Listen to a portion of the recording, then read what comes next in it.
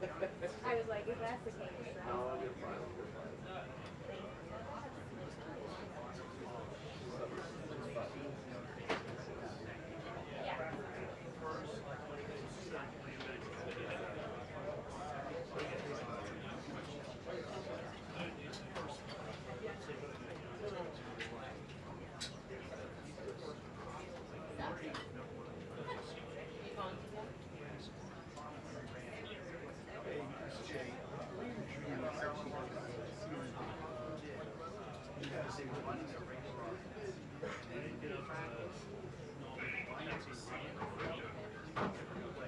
Nicole to be ready for her prior to this meeting. She says she has a flashlight. and it's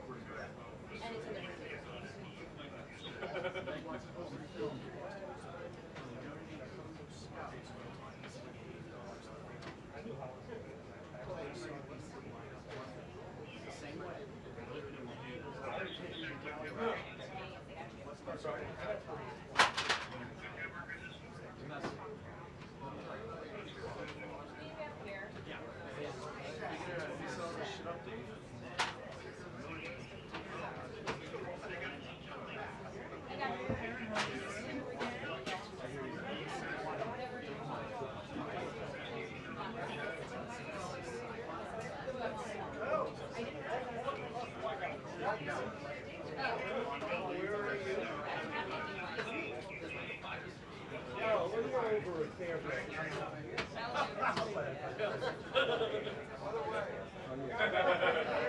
I think the other side might be cleaner. That work?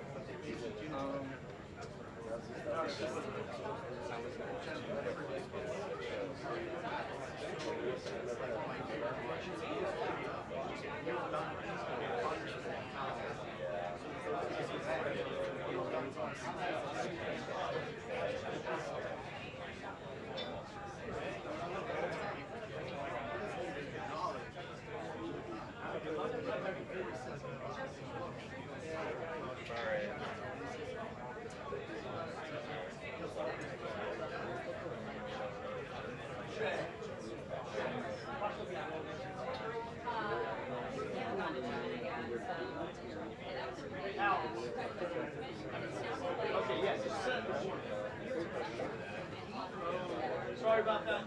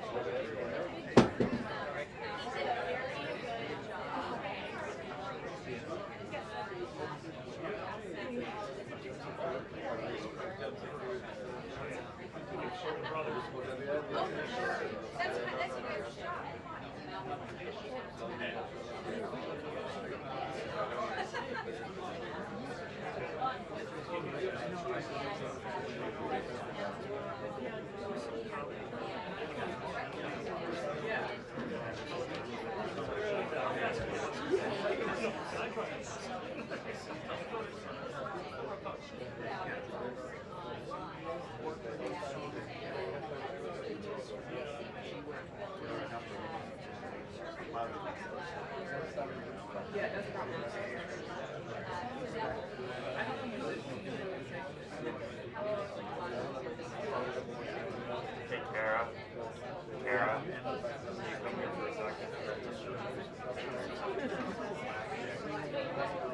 just, I'm going to put it on the outside of your jacket. Yeah.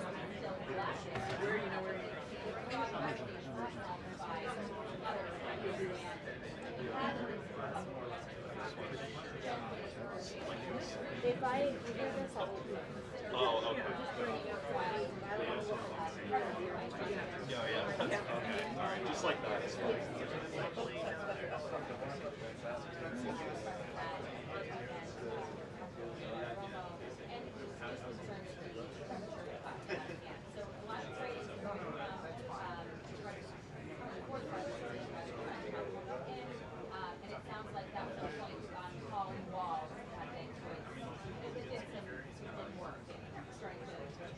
One minute warning, 1 minute warning.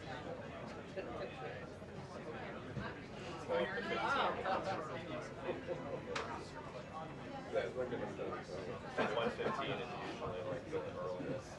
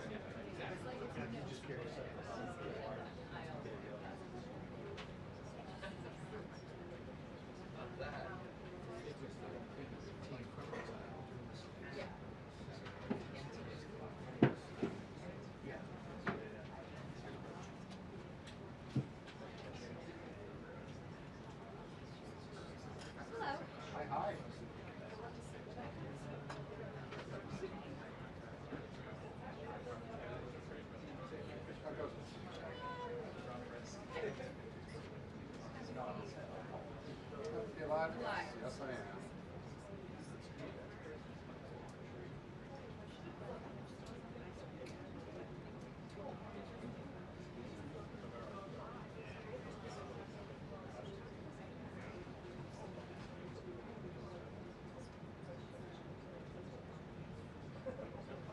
Page J is the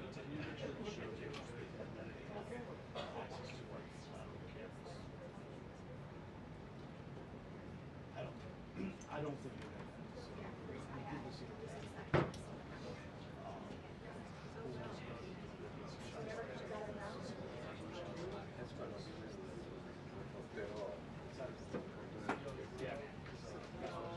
Yeah, it's incredibly notable, Brianna, and that's partly because, and the president actually pointed this out in his social post this morning, that Pullman has not been the one leading these operations on the ground in Minnesota. Really, the face of these operations has been Gregory Aquino, the Border Patrol Commander at large, and also the Secretary of Homeland Security, Suscríbete, and both of them have been publicly out there aggressively defending ICE throughout all of this, and that's part of this. Now, to go back to what you were saying about the lawmakers that our colleague Kristen Holmes has been talking to, they're saying that they look at Pullman as kind of a grown-up in this situation, and that they were relieved until they told her that he is going to Minnesota. We did hear from the White House Press Secretary Karoline Leavitt this morning saying that he's going to be managing the operation on the ground in Minneapolis once he gets sent there. So again, very notable. And I should note here's some context as well. We know that Pullman, despite him being someone who was pushing some of the hardline immigration policies in this administration,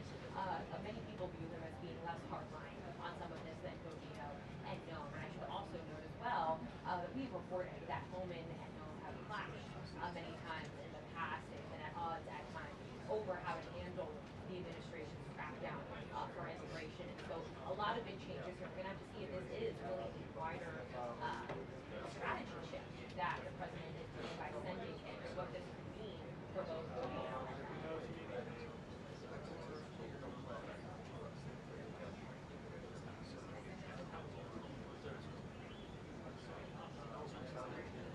he hasn't, and not just Christy Nome, I should say. We heard Nome was the one who said that he had brandished, that Al-Qaeda had brandished his gun.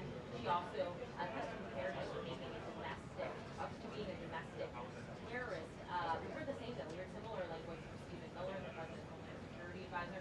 We also heard from Godino saying essentially that Petty was trying to assassinate and massacre the agents on the ground. I want you to listen to what we actually heard from the Deputy Attorney General Todd Blanche this morning. He was speaking for Fox News and arguing essentially that no one is trying to make the case that Freddie was an assassinator.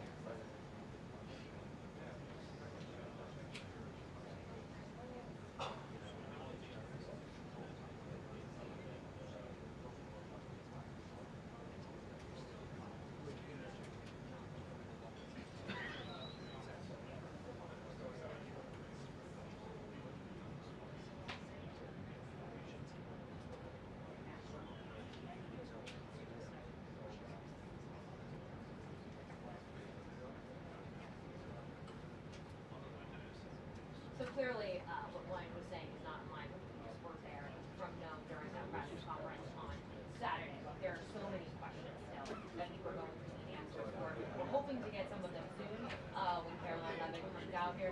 Many of them being why do these conclusions before the investigation has actually been conducted? What evidence do they have for making some of these statements? And so much more. Stay tuned for that.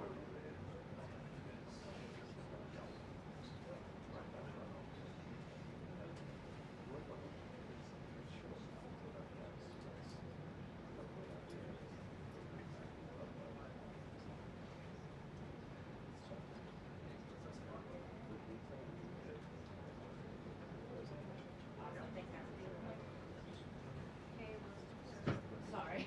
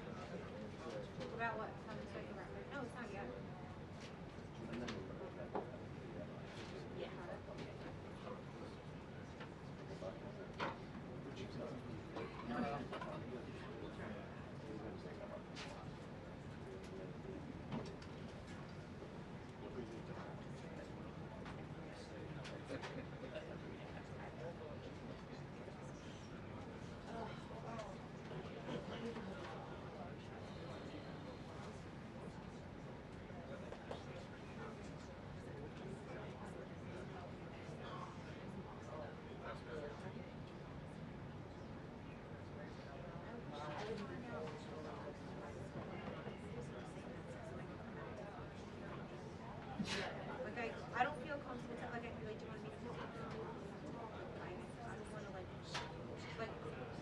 If you could, no, I don't mind doing it. I want to. I'd like to. I could come at it in a different way if I knew status. You know what I mean? Like, you know, okay, let's meet up and have a coffee and talk about it. But or else I feel like I should do my show. Yeah, yeah. Oh my God. What's this ABC? If you can find that out. Right. You know, if he's not, it makes it so much different. No, you should. You should reach out. And if he doesn't reply, I will. Hopefully I'm not And you're not getting a satisfactory answer. But find that out because I can, in general, I'm not person if I feel comfortable that I'm not stepping on it. Do you have an occasion on being here? Thank you.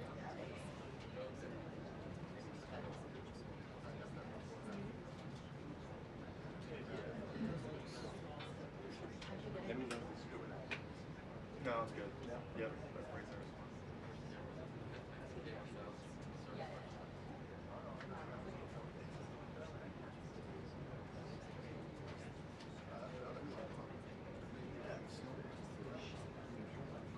Yes, yeah, I got another shot.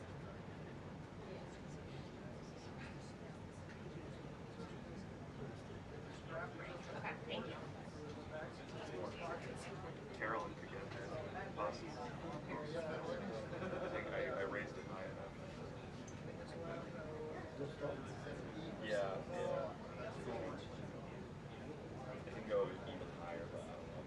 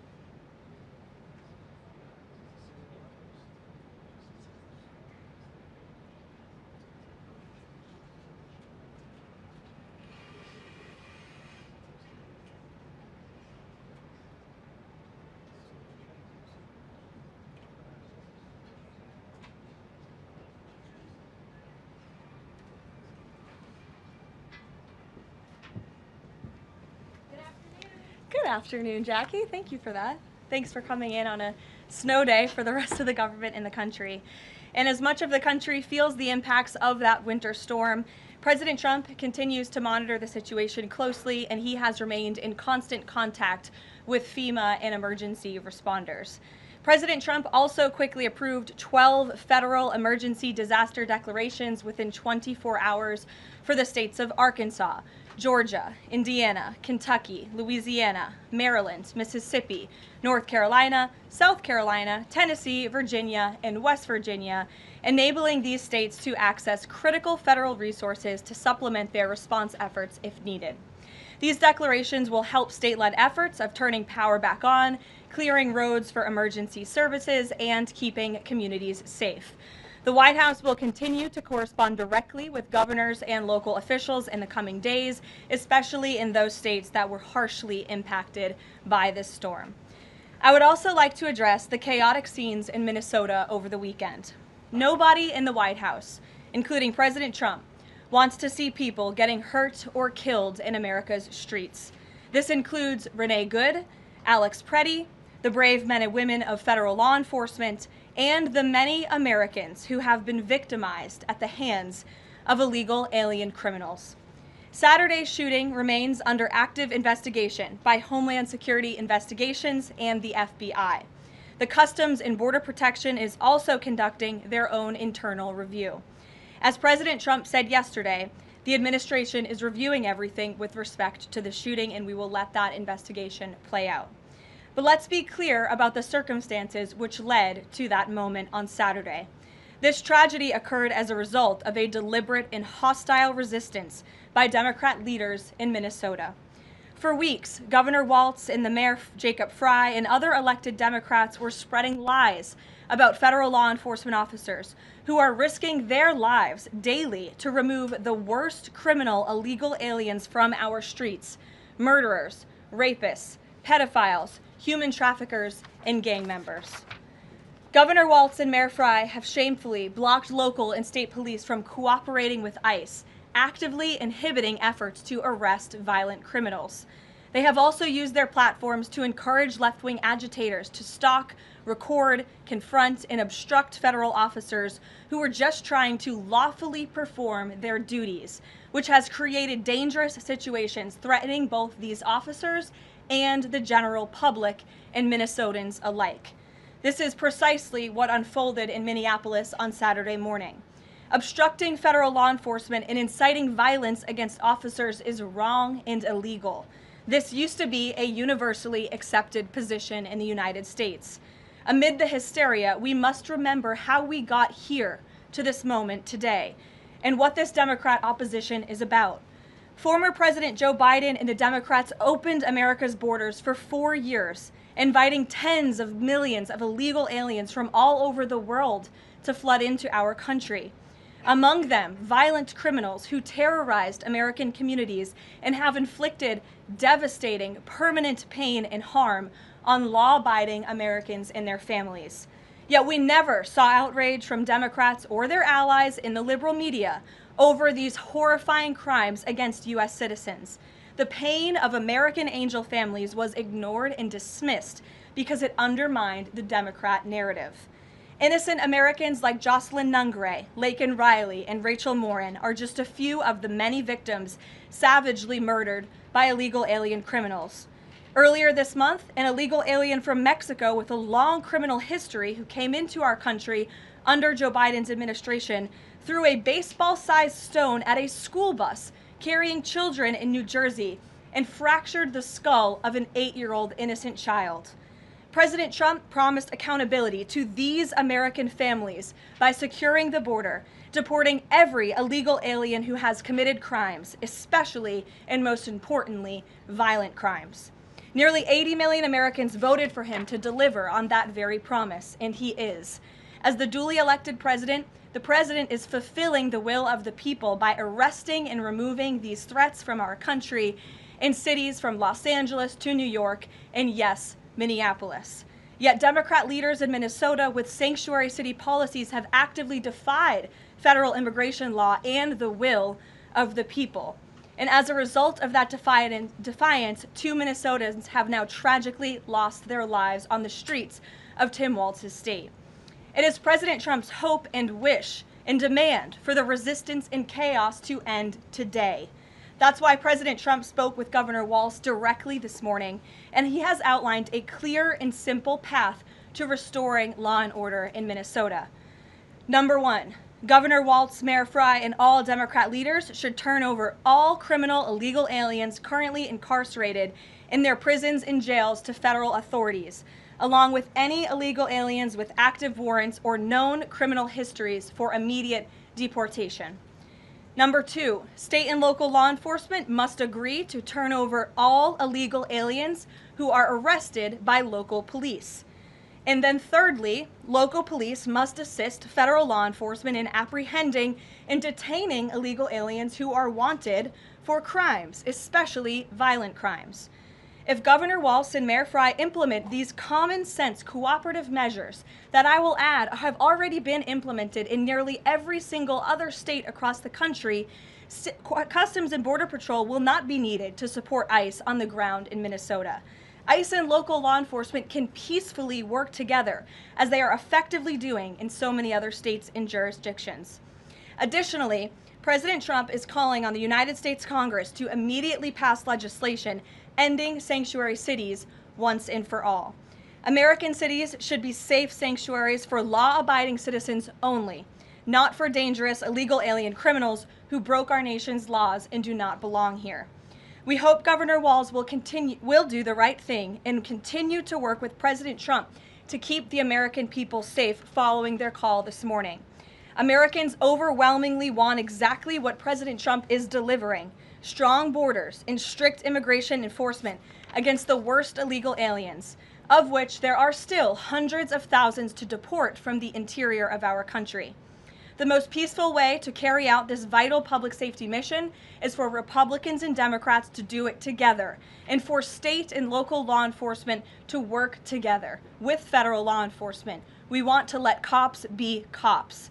You wouldn't know this continues to be a very popular policy position from the biased media coverage over the course of the last few days, but polling shows huge support for this exact thing President Trump is calling for. More than 80% of Americans favor deporting illegal aliens convicted of violent crimes. A country unable to deport criminals who enter it illegally is no country at all. The open borders agenda of Kamala Harris, Tim Walz, and the Democrats was already on the ballot on November 5th, 2024, and it was resoundingly rejected. President Trump will never back down from his promise to deport violent criminal illegal aliens and make America safe again, and he welcomes all cooperation in that effort. With that, I will answer your questions. And Jordan Conradson, why don't you kick us off today? Thank you for being here. Thank you, Karoline. Jordan Conradson with Gateway Pundit. I have a few questions. First, with respect to the shooting in Minneapolis, we're seeing massive outrage from mainstream media and the left, but I'm just wondering, where was that outrage when Ashley Babbitt, an Air Force veteran, was executed by Capitol Police Officer Michael Byrd, who she posed no threat to in the U.S. Capitol? Well, you raised a very important point, which I also believed I just raised as well in those opening remarks, in that there has no doubt been selective outrage by the liberal biased media in picking and choosing victims and highlighting their stories. And as I've said, President Trump does not want any Americans to lose their lives in the streets of America and in American communities across the country. He believes what happened on Saturday is a tragedy, but every life is equal to President Trump, and that's why the lives of Laken Riley and Jocelyn Nungray continue to matter to him and be an utmost priority to him to this very day. And it's unfortunate that we did not see the same type of sensationalist media coverage over the tragic deaths of those innocent American women and girls across the country as we are in the wake of this tragedy that took place on Saturday. Gabe. Sure, go ahead, Jordan. I want to get your response to this. The Arizona Attorney General, just days before this shooting in Minneapolis, she seemingly encouraged rioters to go out and shoot and kill ICE agents. And I'll quote her here. She said, "If you reasonably believe your life's in danger and you're in the house or in your car or on your property, you can defend yourself with lethal force." And she said that you can't tell if ICE agents are law enforcement or imposters, and it becomes an issue of whether you reasonably believed they were law enforcement. Do you have a response to that, and does the White House believe that she should be held accountable for these remarks? Such dangerous rhetoric, as I pointed out, is exactly what has brought us to this position today, where you have elected Democrat officials across the country who are encouraging left-wing agitators and crazy people to go out and unlawfully obstruct lawful immigration enforcement. Again, these brave men and women of ICE and Border Patrol and the federal enforcement are just trying to do their jobs to enforce our nation's immigration laws and to go after the worst of the worst in this country. I would encourage everyone in this room, and I would encourage the Arizona Attorney General to look at the video of an ICE agent in Minneapolis. He was approached by left-wing agitators who were honking their horns and were screaming slurs at him, and he rolled down his window and he said, "What are you doing? I am out here trying to catch a child predator, somebody who has convicted crimes against an innocent child, and you are trying to obstruct me from doing my job." This rhetoric against ICE, comparing them to Nazi Gestapo, Donald Trump's police force, is despicable, it is shameful, and it is precisely what has led to the escalation of tensions in Minneapolis and in other places across the country. Gabe, go ahead. Be looking into her for justifying violence? I would defer you to the Department of Justice on that. Thank you, Caroline. Gabe. Regarding Minnesota, on Saturday, the Department of Homeland Security posted that Preddy looks like he wanted to do maximum damage and massacre law enforcement. Stephen Miller on Saturday posted that, or called Preddy a would-be assassin. Why did administration officials jump to conclusions before an investigation had even been conducted? Well, look, this has obviously been a very fluid and fast-moving situation throughout the weekend. As for President Trump, whom I speak for, he has said that he wants to let the investigation continue and let the facts lead in this case. With regards to the deployment of Tom Homan to Minneapolis, should the deployment of Mr. Homan to Minneapolis be seen as a sign that the president is dissatisfied with how the officials on the ground had handled the incident? No, Mr. Homan is doing an exceptional job, and he has been working with Secretary Noem and President Trump over the course of the last year. Secretary Noem still has the utmost confidence and trust of the President of the United States, and she's continuing to oversee the entire Department of Homeland Security and all of the immigration enforcement that's taking place across the whole entire country. Of course, Secretary Noem is also in charge of FEMA, and we are in the wake of a brutal winter storm where hundreds of thousands of Americans have been impacted by that. So Borders Are Homan is in a unique position to drop everything and go to Minnesota to continue having these productive conversations with state and local officials, and I know that he's catching a plane in just a few hours to do just that at the request of the president. Jennifer. On Saturday's shooting, has the president been briefed, and have you been briefed on specific details of the shooting? How many shots were fired? How many guns discharged? And I mean, did the protesters' gun go off, or only the officers' guns? Do you have any of those details? Again, the investigation is continuing, Jennifer, and we will let the facts lead, and we will let the facts play out in this investigation. I do know that HSI and FBI are conducting interviews with those that were involved and the agents who were involved in this unfortunate tragedy on Saturday. Are they keeping the president up to date on all those details? The president is obviously very much on the ball with respect to this investigation. I think he's made that quite clear with the various statements that you've seen him put out, and also the 4 points that the president has outlined as well to Governor Walz, and to encourage him to cooperate with ICE and with the administration. Mary. Thanks, Caroline. To follow on Gabe's question, Secretary Noem said Alex Preddy committed an act of domestic terrorism. Stephen Miller labeled Preddy a domestic terrorist. Does the president agree with them? Look, as I've said, I have not heard the president characterize Mr. Preddy in that way. However, I have heard the president say he wants to let the facts in the investigation lead itself. Was he alarmed to hear his top officials referring to him in that way, rushing to that judgment? Danny, go ahead. Thanks, Caroline. On Stephen Miller's comments, will Stephen Miller be apologising to the family of Alex Preddy for calling him, quotes, an assassin who tried to murder federal agents, despite the fact that, as you say, this is still under investigation? Look, again, this incident remains under investigation, and nobody here at the White House, including the President of the United States, wants to see Americans hurt or killed and losing their lives in American streets. And we mourn for the parents. As a mother myself, of course, I cannot imagine the loss of life, especially losing one's child.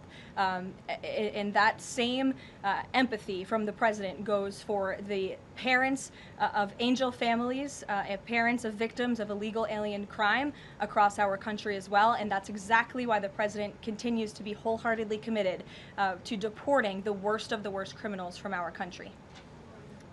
Why don't we go to the back? Kelly. Does the president believe that the killing, though, was a mistake? Has he expressed that at all?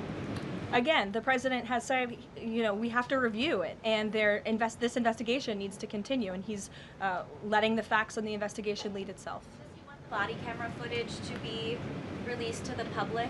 Now, that's not something I've heard the president commit to, so I won't do that from the podium. Sure. Carrie, how serious is the administration taking allegations that local and state officials in Minnesota are actively coordinating with demonstrators through encrypted or non-encrypted communications, as well as providing government resources to impede immigration enforcement operations? I'm sorry, Carrie, could you repeat your question?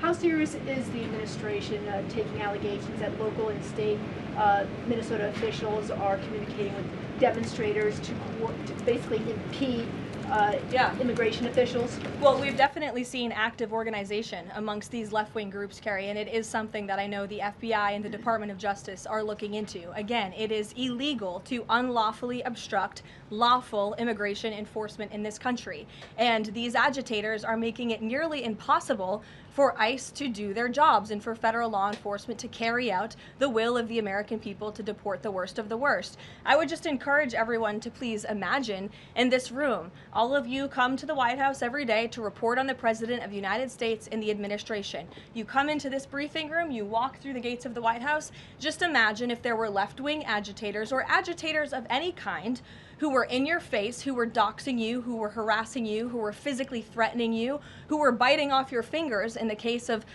two Border Patrol agents we saw this past weekend in Minneapolis. That would make it very difficult for you to show up and do your job here at the White House every single day. That's what these officers in Minneapolis are facing. That's why the president is calling on Governor Walz and Mayor Frey for these three very simple and common sense points of cooperation so that ICE and local law enforcement can work together. Again, we are just asking for police to be police. And if you ask any law enforcement agent or official, they want to be able to work with their federal counterparts at the state and local level and vice versa. Caroline. Thanks a lot, Caroline. Two questions. One is looking forward. The role of Mr. Homan. Is he being sent by the president to diffuse the situation that exists right now on the ground? Is he the point person essentially for the White House in terms of trying to tamp down the tensions that exist right now in Minnesota? Well, Mr. Homan is the point person for cooperating with state and local authorities and corresponding with them, again, to achieve this level of cooperation to subdue the chaos on the streets of Minneapolis. And I would just point out that Mr. Homan is someone who has been lauded for many, many decades for his experience working in law enforcement. In fact, this is a Washington Post headline from 9 years ago, 2016. Meet the man the White House has honored for deporting illegal immigrants. And I would remind everyone in this room that it was former President Barack Hussein Obama who awarded a medal to Mr. Homan. So he's obviously very qualified. He has the full trust and faith of the president. He will continue to have these meetings in the hopes that ICE and local law enforcement can cooperate and work together to have successful immigration enforcement, as we've seen in almost every other state across the country. And secondly, Caroline, can you talk a little bit about tomorrow's trip by the president to Iowa, what the purpose of that trip is, and what the goals of that trip are? Sure, yes. Tomorrow, President Trump will be traveling to Des Moines, Iowa. He will be making a local visit at a local business, and then he will be giving a speech on affordability and on the economy. And I know he very much looks forward to being there, to meeting with the great people of Iowa, but also lawmakers as well. Jake. Caroline, a couple quick questions. First, does the president remain fully confident in Kristi Noem's ability to lead the DHS? Yes. And then just secondly, just on that Wall Street Journal reporting that we saw yesterday, the president said at some point that the immigration enforcement officers would leave Minneapolis. Did the Saturday killing of Alex Pretty expedite that withdrawal at all? to your first question, the answer is yes. He still has confidence and trust in Secretary Noem. To the second question, I would point you back to what I said earlier. If Governor Walz and Mayor Frey implement these common sense cooperative measures, CBP will no longer be needed to support ICE on the ground in Minnesota. ICE and local law enforcement will peacefully work together, as they are effectively doing in so many other states and jurisdictions, to remove violent criminals from American neighborhoods across the country. Did Walz ask the president to remove the immigration enforcement officers? He asked the president to scale down, and the president reiterated what the president put out in his statement yesterday and what I'm sharing with all of you as well. I would just add on this level of cooperation a few statistics that I think are very important. 7 of the top 10 safest cities in the United States cooperate with ICE. And we've seen historic turnaround in safety in cities that have chosen to cooperate with ICE, that are not just led by Republicans, but also look right here in Washington, D.C. We had a great level of cooperation with Mayor Bowser and the local government, and we have been able to remove thousands of illegal aliens from the District of Columbia, where you all live, so you can thank President Trump for that. The murder rate in Washington, D.C. has plummeted as a result. There were no riots, there were no protests, nobody was tragically killed as a result of that level of cooperation between federal and local authorities. And again, that's all the president is asking for in Minnesota. It's totally common sense. Jared, go ahead. Thank you. Karoline, in this process, you continue to describe the situation in Minneapolis as chaos. Was there any mistake made by Secretary Noem that led the president to send Mr. Homan there? I'm sorry, I don't understand your question. Did Secretary Noem make a mistake which led to... If she made any mistake that could lead the president to send Mr. Homan to Minneapolis? No, as I already mentioned, Mr. Homan has been working alongside Secretary Noem and for the president over the course of the last year. And again, he's uniquely positioned to hop on a flight to Minnesota today to continue this correspondence with state and local authorities, and that's what he's going to be doing. Fran. Karoline, is it the White House's position that Americans have the right to show up to these ICE operations and film, document, or protest the law enforcement actions? All Americans have a First Amendment constitutional right, of course. But Americans do not have a constitutional right to impede and obstruct lawful immigration enforcement operations. That is actually a crime, and it's something that we've seen taking place in the streets of Minneapolis, which again is leading to these dangerous circumstances that these federal law enforcement officers have been forced to work within.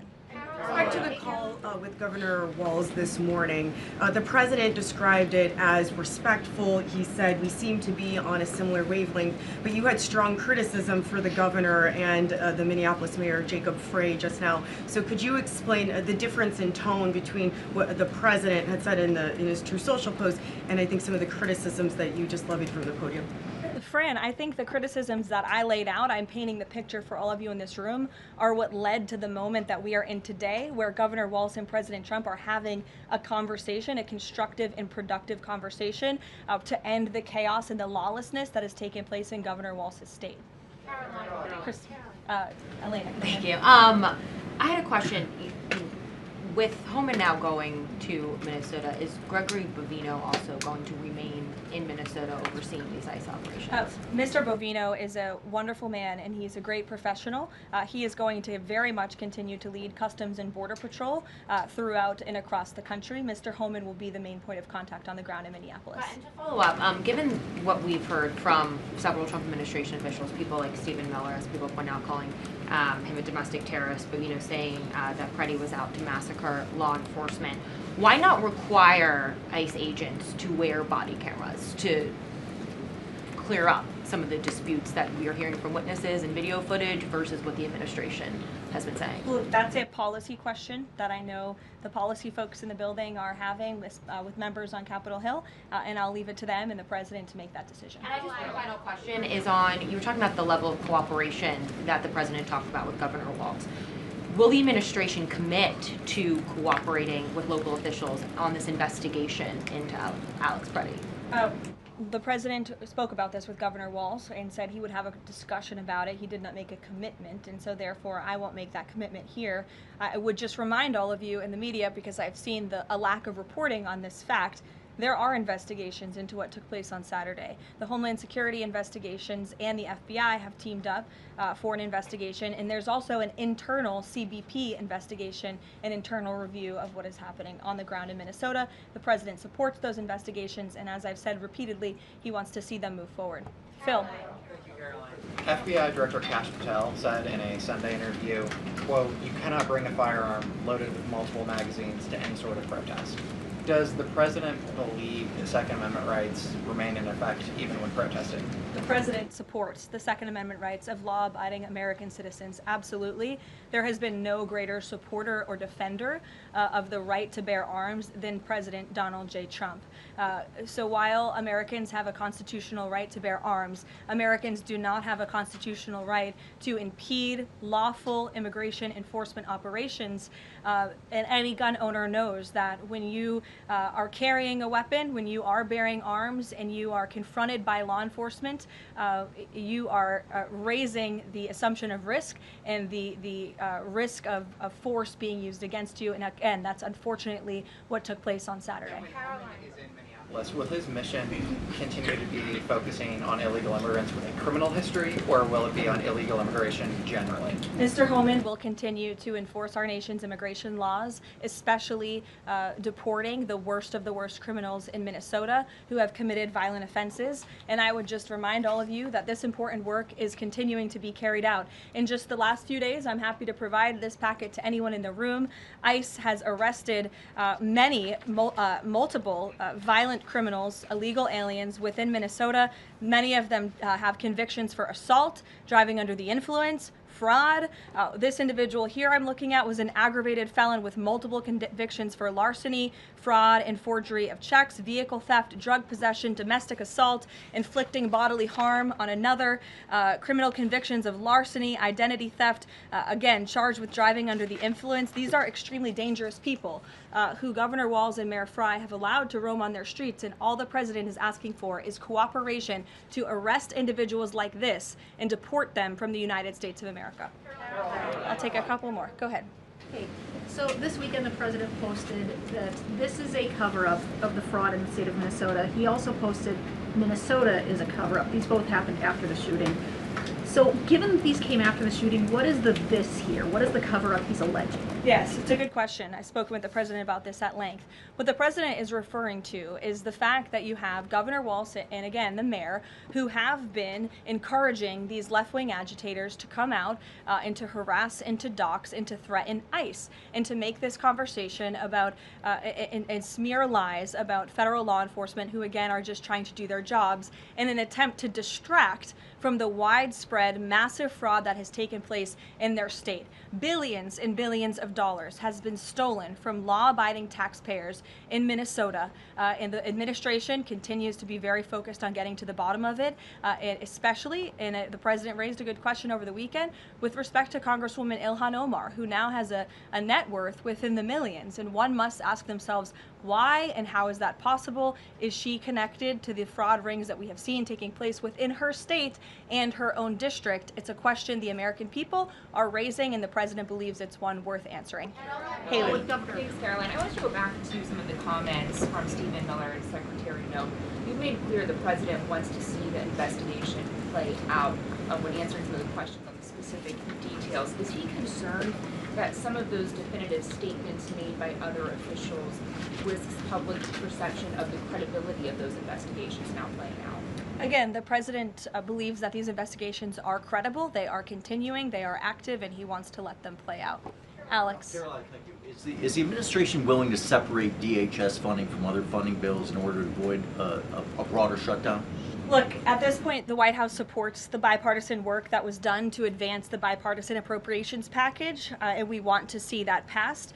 Policy discussions on immigration in Minnesota are happening. Look, the president is leading those discussions, as evidenced by his correspondence with Governor Walz this morning, but that should not be at the expense of government funding for the American people, which would include, as you know, Alex, FEMA funding, and we are in the midst of the storm that took place over the weekend, and many Americans are still being impacted by that. So So we absolutely do not want to see that funding lapse, and we want the Senate to move forward with passing the bipartisan appropriations package that was negotiated on a bipartisan basis. And secondly, there's another round of Russia-Ukraine talks this weekend, Sunday.